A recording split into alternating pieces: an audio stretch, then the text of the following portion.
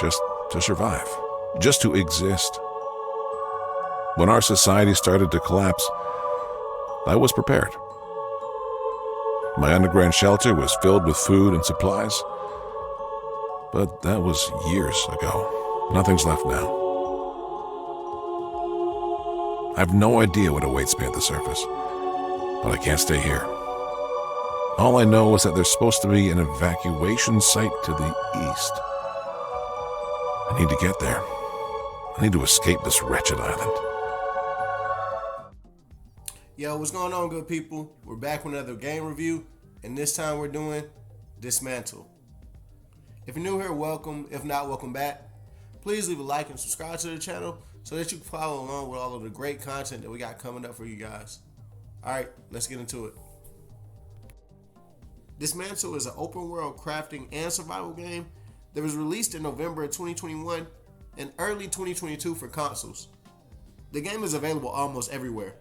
You can pick it up for PC, PlayStation 4 and 5, Xbox One and Series X and S, Nintendo Switch, Android, and iOS. The game is a little different from any of the other survival games that we reviewed on this channel so far. It's played from a top-down view. I've always been interested in playing survival games from that viewpoint, but I've never really got around to it until now.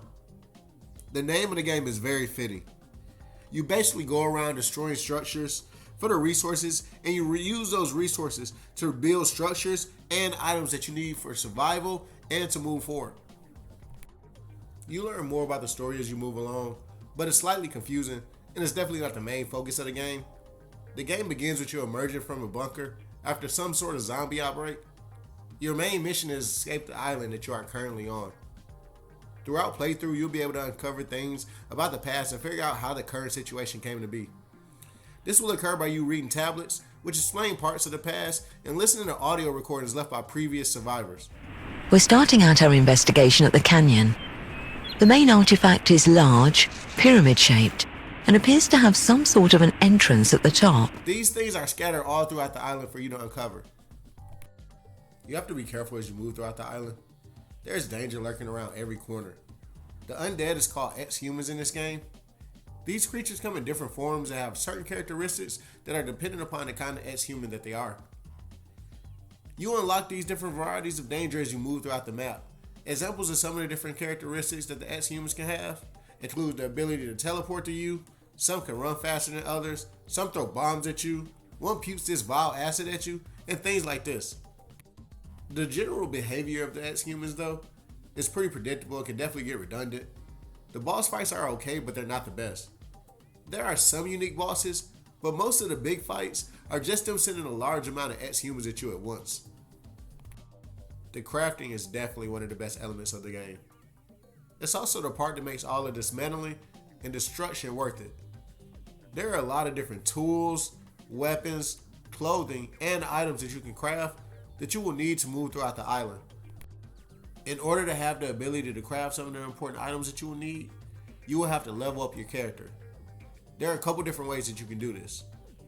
The first way is the most obvious. You gotta dismantle everything. The more you break stuff and store items, the more XP you get that goes to upgrading your character. The other way that you can get XP is by completing missions. There are many missions that are all over the map that you can unlock by exploring the different elements. The map is pretty large, with different characteristics in each of the different areas. The weather is also different depending upon where you are. You have to adjust to the different biomes. It can get pretty hot or pretty cold fairly quickly depending upon where you are. One of the things that you can craft is different clothing. There are warm clothes that you can craft, and there are some cool clothes that you can craft as well.